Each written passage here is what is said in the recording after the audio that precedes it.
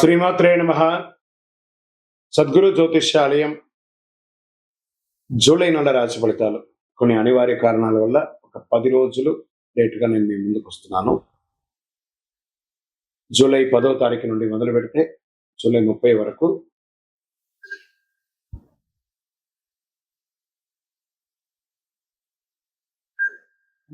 గ్రహాలన్నీ కూడా ఎలాంటి ఫలితాలు ఇవ్వబోతున్నాయి, ఈ 20 రోజుల్లో ఉద్యోగ, వ్యాపార, వ్యవహార, కుటుంబ అన్ని కూడా గోచార ప్రకారంగా ఎలా ఉన్నాయని చెప్పి మేము ముందుకు రాబోతున్నాను.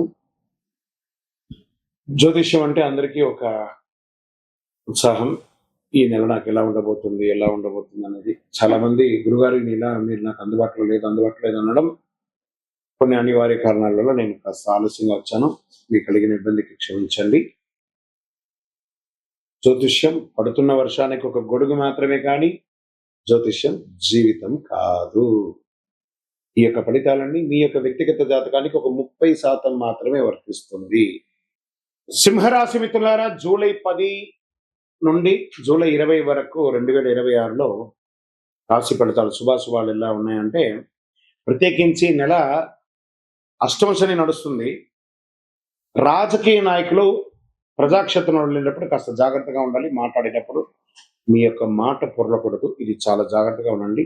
20 రోజులు విదేశీ అవకాశాల కోసం ప్రయత్నం చేసిన వాళ్ళకి కాస్త మిశ్రమ ఫలితాలు ఉన్నాయి. గ్రహాలంతా కూడాను సూర్యుడు మీ రాశికి ఆత్మబలం నాయకత్వ లక్ష్యాన్ని పెంచుతున్నాడు.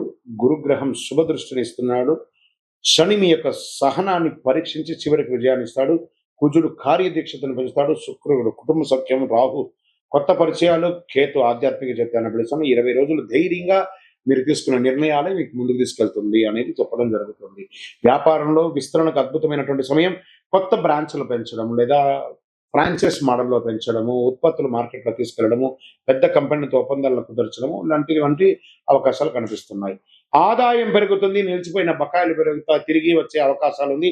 గతంలో చేసిన పెట్టుబడులు లాభాలు ఇవ్వడం ప్రారంభిస్తాయి. అనవసరపు ఖర్చులు నియంత్రణ ఉంచితే చాలా మంచిది. అన్వాంటెడ్ షాపింగ్స్ ఫస్ట్ అవాయిడ్ చేయండి, అది మంచిది. ఊరికే కొనుక్కొచ్చి ఆ యొక్క అందమైనటువంటి ప్రమోషన్స్ చూసిపోయి మోసపోతుంది. ఇంకా ఉద్యోగంలో ఉద్యోగస్తులకి పదోన్నతి, కొత్త బాధ్యతలు, ఉన్నతాధికారుల ప్రశంసలు లభిస్తాయి. నాయకత్వ స్థానంలో ఉన్న వారికి మరింత గౌరవం పెరుగుతుంది. ఉద్యోగ మార్పు కోరుకునే వారికి మంచి అవకాశాలు వస్తున్నాయి. విదేశీయ ప్రాజెక్టులో పాల్గొనే అవకాశాలు ఉన్నాయి. ప్రభుత్వ రంగం వారికి కూడా ఎలా ఉంటుందంటే, పదోన్నతి, బదిలీ లేదా ప్రత్యేక బాధ్యతలు ఇచ్చే సూచనలు ఉన్నాయి. టెండర్ అనుమతులు, లైసెన్సుల అనుకూలం పూర్తిగా వచ్చాయి. రాజకీయ రంగంలో ఉన్న వారికి ప్రజాదరణ పెరిగే అవకాశాలు ఉన్నాయి. IT, banking, management, corporate, multi level సంస్థలో పనిచేసే వారికి కొత్త అవకాశాలు వస్తాయి. మీ ప్రతిభ సంస్థలో గుర్తింపబడతాయి. కుటుంబంలో ఆనందం, ఐక్యత పెరుగుతుంది. ఇంట్లో శుభకార్యాలు, చర్చలు పెరిగే అవకాశాలు ఉన్నాయి. కాస్త మిశ్రమ ఫలితాలు. కుటుంబంలో శని భగవానుడు అష్టమ శనిలో ఉన్నాడు కాబట్టి జాగ్రత్త. ఒకరి పట్ల ఒకరు మాట్లాడేటప్పుడు గౌరవ మర్యాదలతో మాట్లాడండి, కానీ ఎవరిని కించపరిచే విధంగా మాట్లాడి మనసు నొప్పించకండి. దాంపత్యం మధ్య, భార్య భర్తల మధ్య కాస్త సఖ్యత లోపం అవుతుంది, జాగ్రత్త. సినిమా కళాకారులకి, మీడియా రంగం వారికి, టెలివిజన్ వారికి, ఓటీటీ, యూట్యూబ్, సోషల్ మీడియా, సంగీత యాంకరింగ్ రచన వారికి కాస్త మిశ్రమ ఫలితాలు కనబడుతున్నాయి. ఈ నెల మీ ప్రతిభకు మాస ద్వితీయంలో అంటే 20వ తారీఖు తర్వాత అవకాశాలు ఉన్నాయి. అవార్డ్స్, గుర్తింపులు, ప్రముఖ వ్యక్తులతో కలిసి పనిచేసే అవకాశాలు కనబడుతున్నాయి మాస ద్వితీయంలో. కోర్టు వ్యవహారంలో కాస్త మిశ్రమంగా ఉంది లేదా పొడిగించే అవకాశాలు ఉన్నాయి. అనుభవమైనటువంటి సలహా తీసుకునే అవకాశం ఉంటే ఆ కేసు విత్డ్రాలైనా చేసుకోవడానికి ప్రయత్నం చేయండి. విదేశీ అవకాశాలను ఉద్యోగం చేసే వారికి కాస్త టెన్షన్ టైమే అండి ఇది. మీకు వీసా స్టక్ అవ్వడం లేదా మీకు ఆ లే ఆఫ్ ఉన్న వారికి ఇంకా వెంటనే కాకపోవడాలు ఇవన్నీ జరుగుతూ ఉంటాయి. మనం అప్ అండ్ డౌన్స్ కూడా చూస్తుండాలి. శని సింహరాశికి ఆ శని యొక్క ప్రభావం కొంచెం ఎక్కువ చూపిస్తున్నాడు. షేర్ మార్కెట్ అసలు ఈ నెల ముట్టుకోకుండా ఉండండి, జాగ్రత్తగా ఉండి. పాత పెట్టుబడిని కంటిన్యూ చేసుకోండి. పెడితే ప్రయోజనం ఉండేటట్టుగా బాగా అనలైజ్ చేసి పెట్టండి, కానీ ఎవరో ఏదో చెప్పారు టిప్స్ ఇస్తారని పెట్టి మోసపోకండి. ఇక రియల్ ఎస్టేట్ స్తబ్దతగా ఉందండి. సింహరాశి వారికి రియల్ ఎస్టేట్ అంత గొప్పగా లేదు. అవకాశం నిర్మాణ రంగం ఏమైనా ఉంటే కన్స్ట్రక్షన్ చేసుకోండి. ఇక service sector, hotel, hospital, consultancy, event management, travel, education, finance రంగంలో ఉన్న వారికి కస్టమర్లు కాస్త ఆదరణ ఇచ్చే అవకాశాలు కనబడుతున్నాయి. ఆరోగ్యపరంగా చాలా చాలా జాగ్రత్తగా ఉండవలసినటువంటి ఈ నెల అని కూడా చెప్పచ్చు. శరీరంలో వేడి పెరుగుతుంది. రక్తపోటు, అలసట, నిద్రలేనితనం పెరిగే అవకాశాలు చాలా ఉన్నాయి. ఏదో ఒక చిన్న శస్త్రచికిత్స కూడా అయ్యే అవకాశాలు ఉంటాయి కాబట్టి జాగ్రత్త పడండి. రైతులకు అద్భుతంగా ఉంటుందని చెప్పొచ్చు. వరి, పత్తి, మిర్చి, మొక్కజొన్న వంటి పంటలు చాలా అనుకూలంగా ఉన్నాయి. విద్యార్థులు పోటీ పరీక్షలు, civils, defence, medical, engineering, management చదివేవారు చాలా కష్టపడి చదవాలి. అవకాశాలు వస్తాయి కానీ చాలా చాలా కష్టపడాలి. ఈ నెల మీకు అదృష్టం ఇచ్చే దినాలంటే 12, 16, 19, 24, 28, 30 తారీఖులు బాగొస్తాయి. అదృష్ట సంఖ్య 1 మరియు 3 మీకు చాలా కలిసొస్తుంది. అదృష్ట రంగులు బంగారం, కాషాయం, ఎరుపు రంగులు కలిసొస్తుంది. అదృష్ట దిక్కు తూర్పు దిక్కు చాలా కలిసి వస్తుంది. ప్రతి ఆదివారం ఉదయం సూర్య నమస్కారం చేయండి. అర్ఘ్యం వదలండి. నీళ్ళు అర్ఘ్యం వదలండి సూర్యుడికి. ఆదిత్య హృదయం వింటూ ఉండండి. పారాయణం చేయండి. ఓం హ్రాం హ్రీం హ్రౌం సూర్యాయ నమః అనే మంత్రాన్ని 108 సార్లు జపం చేయండి.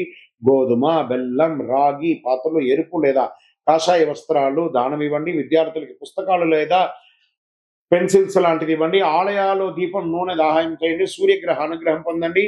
ఆర్థిక పురోగతి, వ్యాపార విస్తరణ, విదేశీ అవకాశాలు కలిసి వచ్చే శుభకాలం ఇది.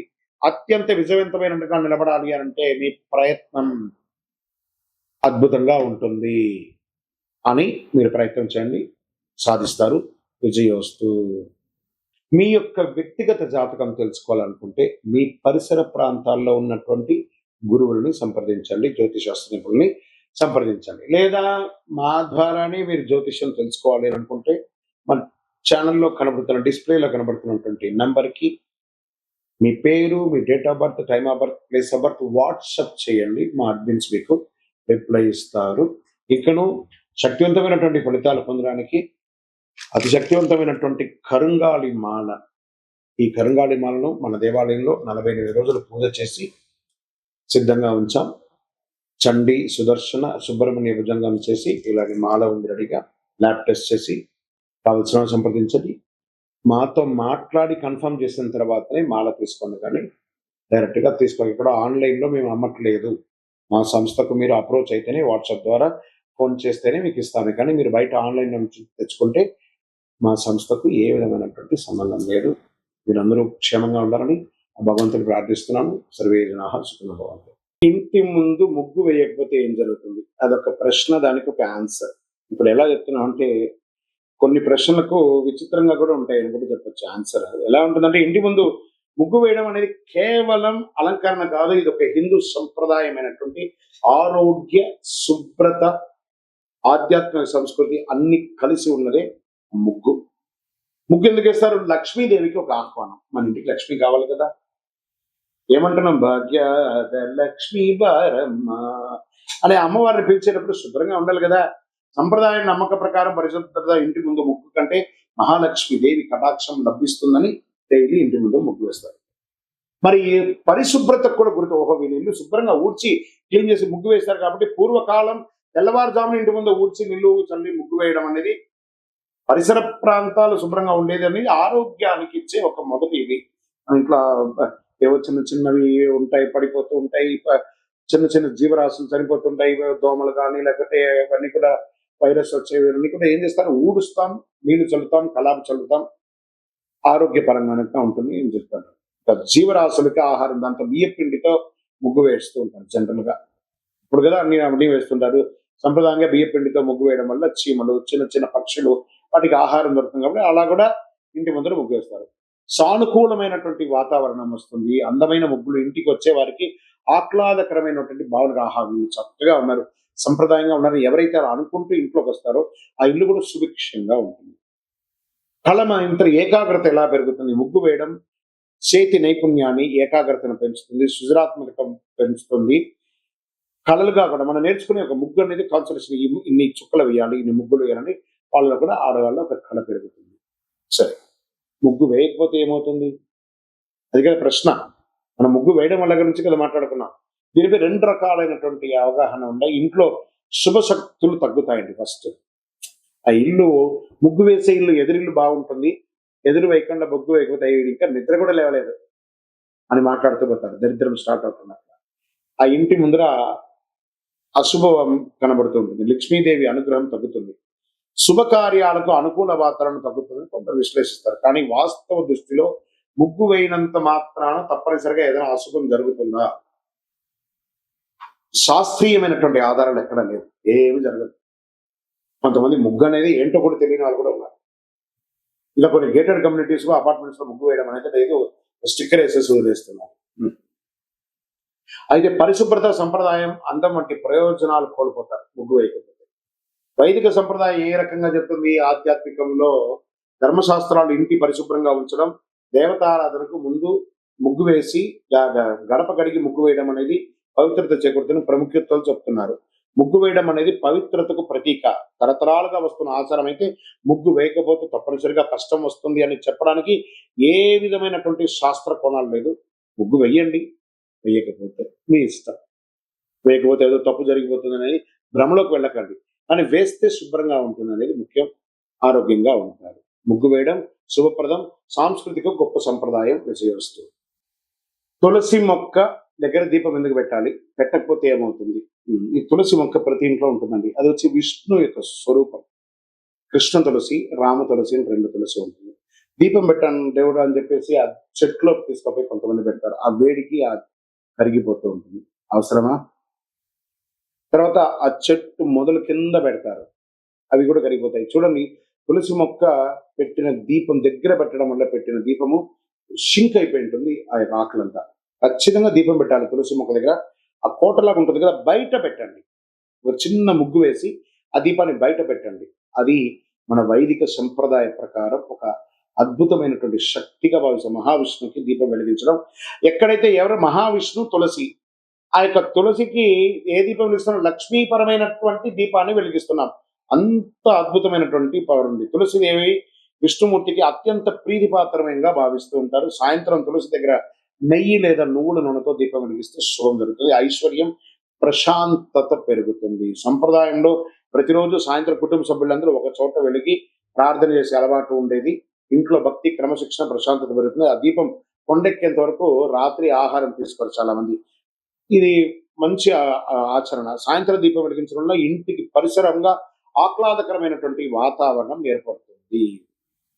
తులసి మొక్క యొక్క స్వభావమే స్వయం సువాసన, ఔషధ గుణాలు కలిగి ఉన్నటువంటి అద్భుతమైనటువంటి ఒక కల్ప వృక్షం. ప్రతిరోజు సంరక్షించడం వల్ల ఇంటికి పచ్చదనం కూడా పెరుగుతుంది. ఎప్పుడు వెలిగించాలి? ఉదయం సూర్యోదయాత్పూర్వం వెలిగించవచ్చు, సాయం సంధ్యలో వెలిగించవచ్చు. కార్తీక మాసంలో ప్రతిరోజు తులసి దగ్గర దీపం వెలిగించడం వల్ల విశేషమైనటువంటి ఫలితాలను పొందే అవకాశాలు బాగున్నాయి.